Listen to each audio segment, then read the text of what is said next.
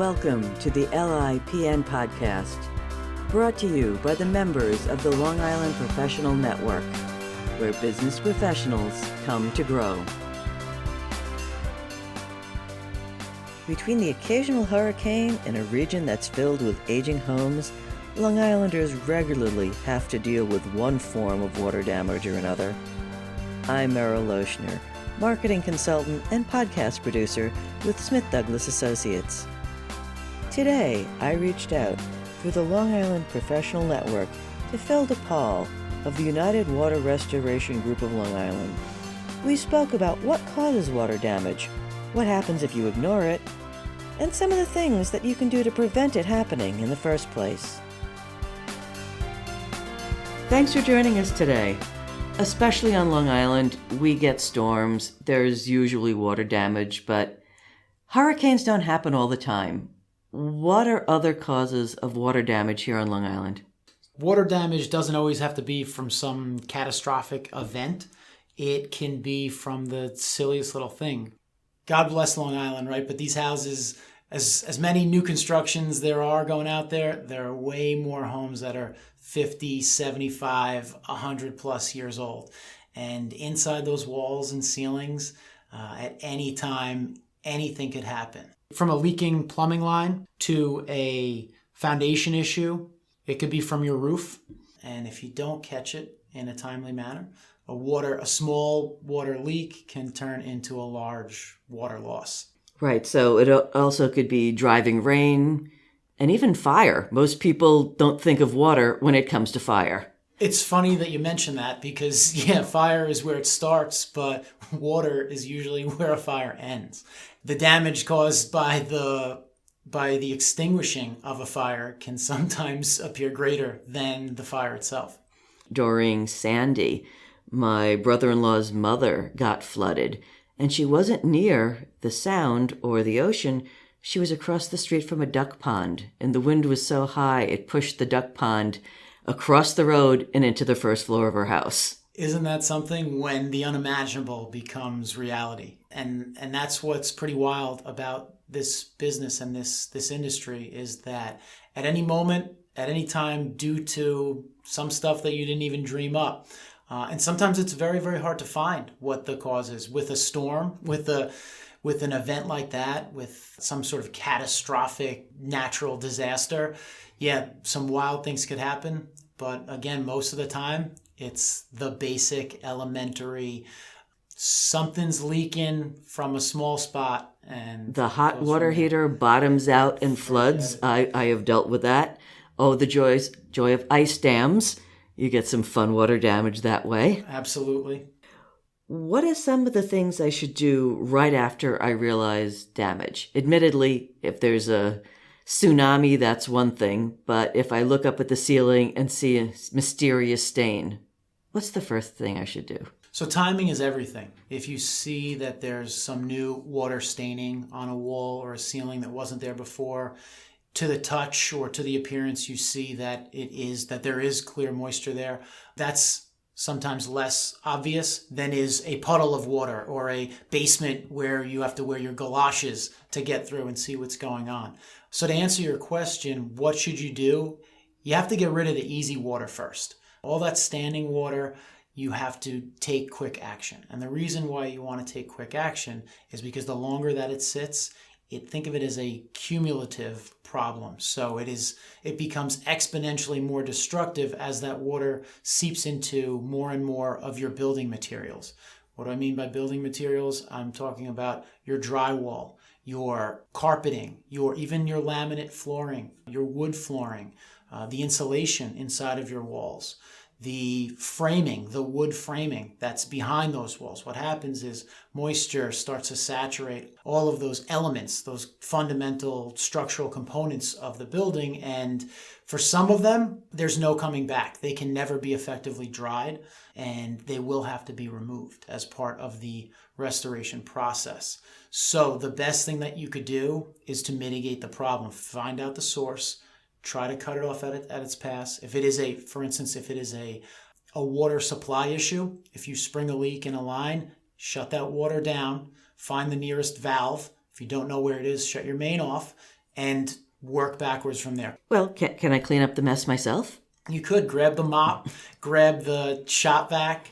However, if it's large enough, you won't have the household equipment or the energy or the desire to clean it up yourself. And that's when you're going to need to bring in some of the certified pros to bring the dehumidification devices and the air movement devices after that standing water is extracted.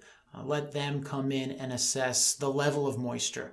They'll take some meter readings and they'll go through and figure out how many rooms, how vast is the damage. So by all means, go for it yourself, but understand that it's the water that you can't see that often does the most harm.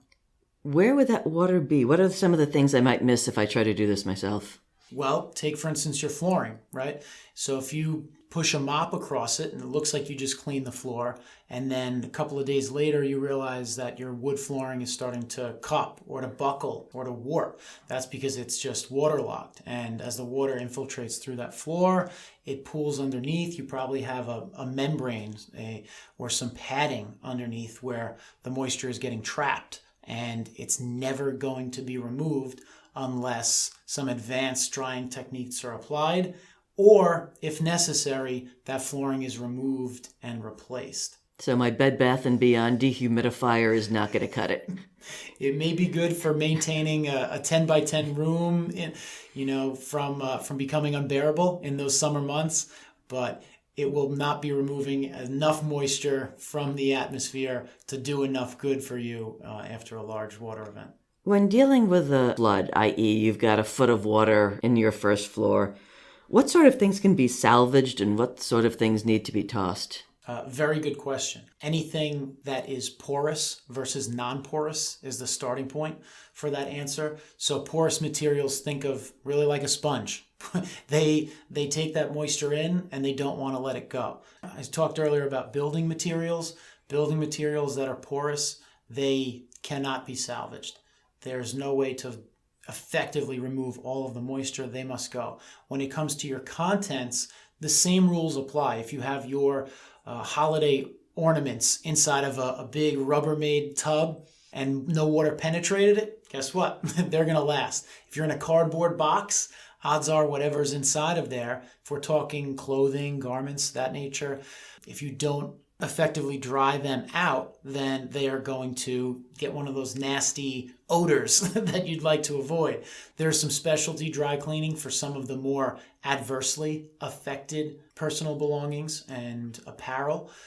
It should also be stated that all water is not created equal. Yeah, I've heard. What is the phrase black water? I've heard. Yeah. So think of it as there's water that comes out of a faucet. It's what we'd call category 1 water. It's clean water. However, once your clean water touches something that you wouldn't put your mouth to, it becomes category 2 water. And that's what we call gray water. And it can have any level of reasonable dirt or schmutz that would make it something less than drinkable. But when we talk about, as you said, the dark water, the black water, the category 3, the ugly stuff, I think you know what we're talking about. We're either talking about pure wastewater, sewage, something that you don't want to have anything to mess with. It might be from a sewer backup. You may not realize, but flood water is, if it is external water, exterior water that has infiltrated your structure, that is category 3 water, because the living organisms that exist outside, once the water has been polluted with anything, chemicals, fecal matter from creatures that live in the neighborhood, that is fully compromised water. So again, even a small water damage with the right or wrong kind of water will have more adverse effects than your basic spilling a cup of or a bucket of water from your sink or slop sink. Usually when people think of water damage, they think of mold as well. What different kinds of mold are out there and what do we do with it?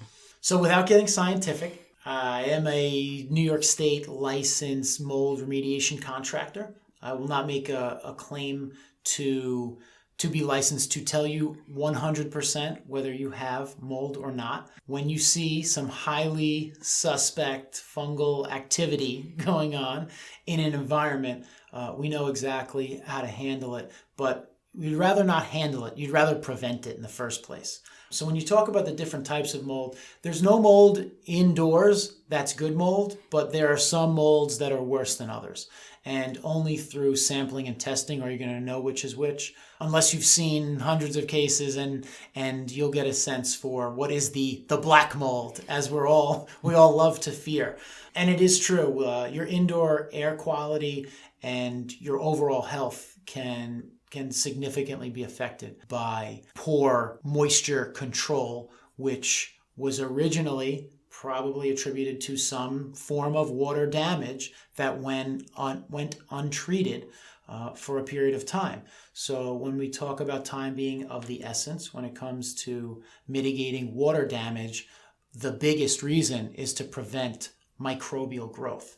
And that can happen as soon as 24 to 48 hours after a water event. So, pointing back to your question earlier, it is essential to take quick action.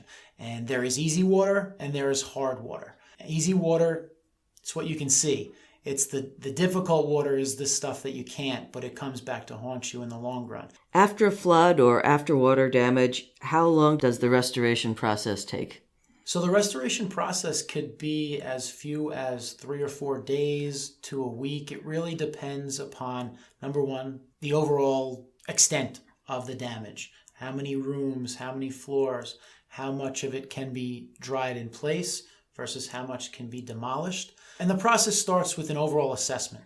Our organization, we come out, we'll do free moisture assessments for you all day long to give you an idea of the extent of the damage and what the process would look like to mitigate it effectively. The key is you have to manage the humidity and you have to create some warm air movement. By doing so, you will create the environment for the drying process to begin. Now, when we talk about what starts the process, it's who's footing the bill, right? It's always about the green. So does insurance cover all the repairs you have to do or just some of it?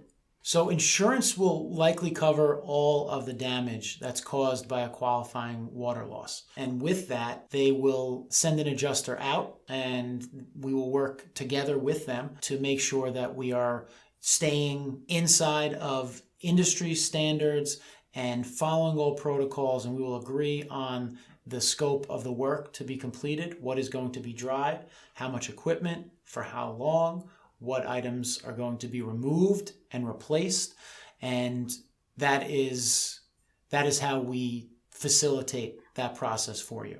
Do you work with both homeowners insurance and FEMA, depending on the source of the flood? We do. We will work with any insurance carrier that covers the loss event and take it from there. Just looking around my house, what are some things I could do to prevent water damage happening in the first place? Now, you can't always stop the tsunami, but what basic things can I do to stop small water damage? Well, that's the right approach because, number one, your insurance carrier is always going to want to make sure that you are maintaining your investment and your property.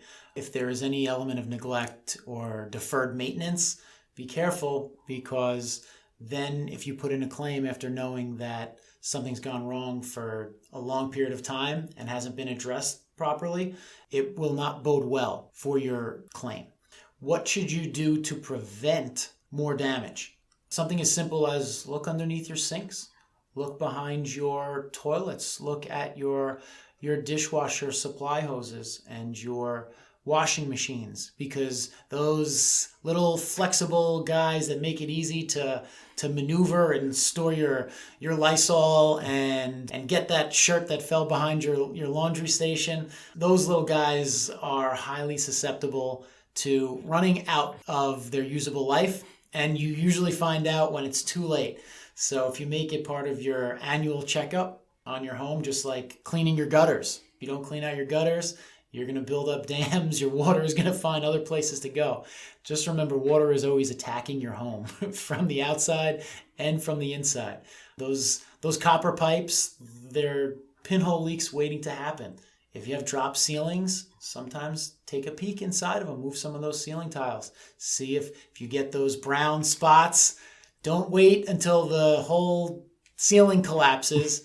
Get up in there. Call one of your local professionals to come take a look at it and make the necessary repairs. If I'm house hunting, what are some of the things I should be looking at to possibly see if there's any water damage in a house or an office I'm planning to purchase? Well, a prudent decision would be to hire a local licensed home inspector, first of all, to do a comprehensive evaluation. But you want to look at the problem areas. Those problem areas are basements. Basements are big underground bathtubs.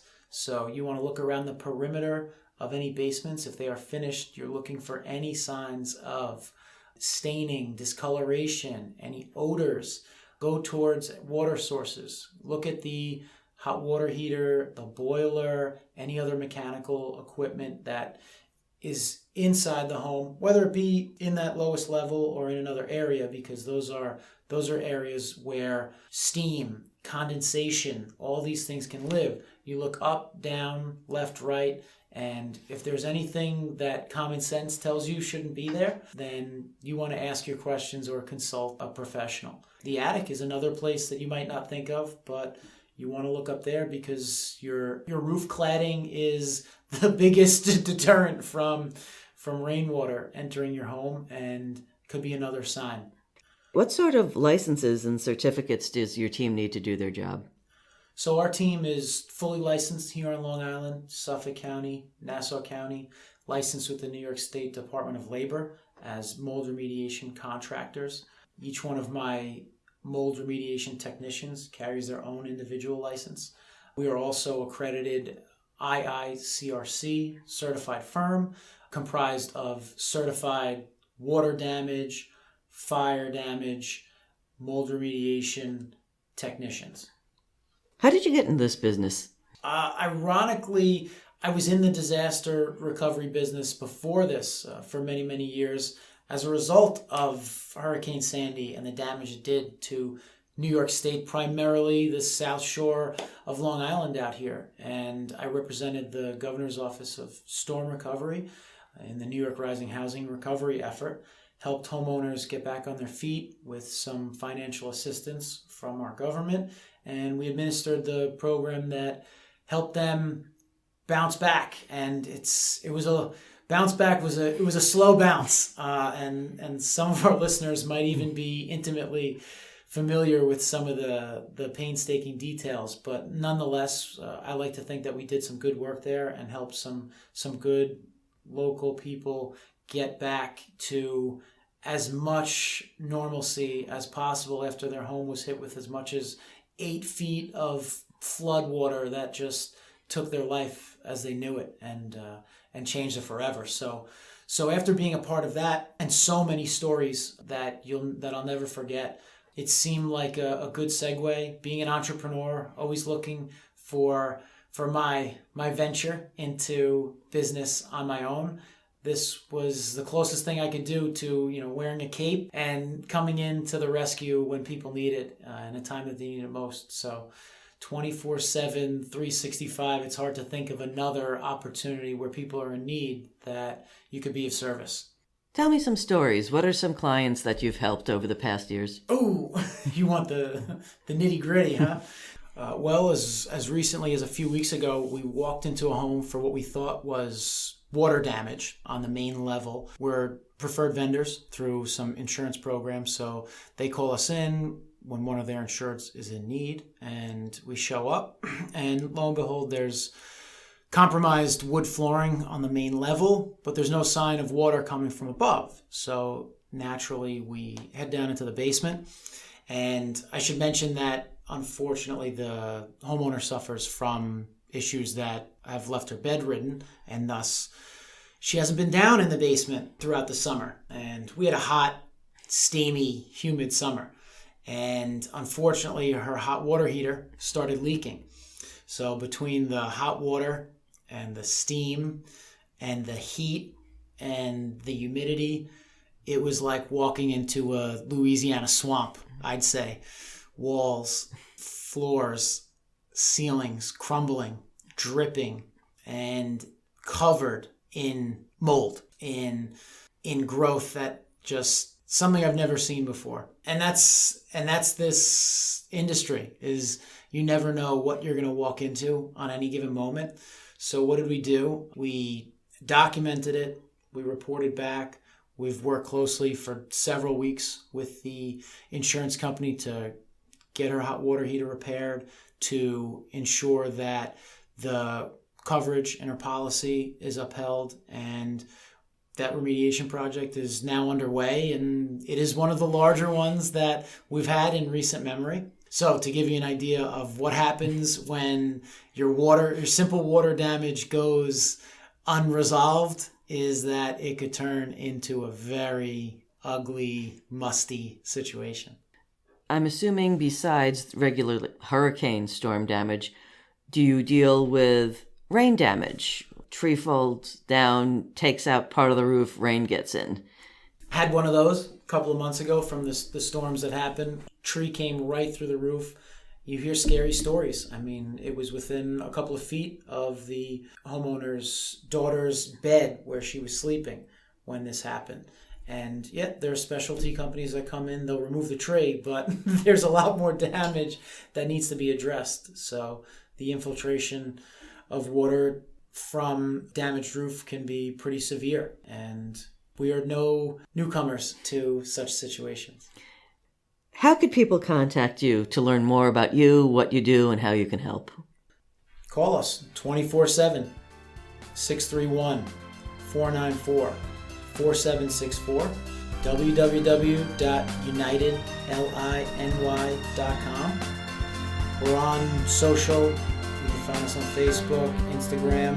Look us up on Google, Home Advisor. I think you'll see that people are saying some good things about the work done by United Water Restoration of Long Island.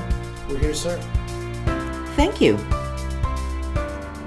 Thank you for listening to the LIPN Podcast, brought to you by the Long Island Professional Network and produced by Smith Douglas Associates. To learn more about the LIPN, visit our website at lipn.org or join our meetup under Long Island Professional Network.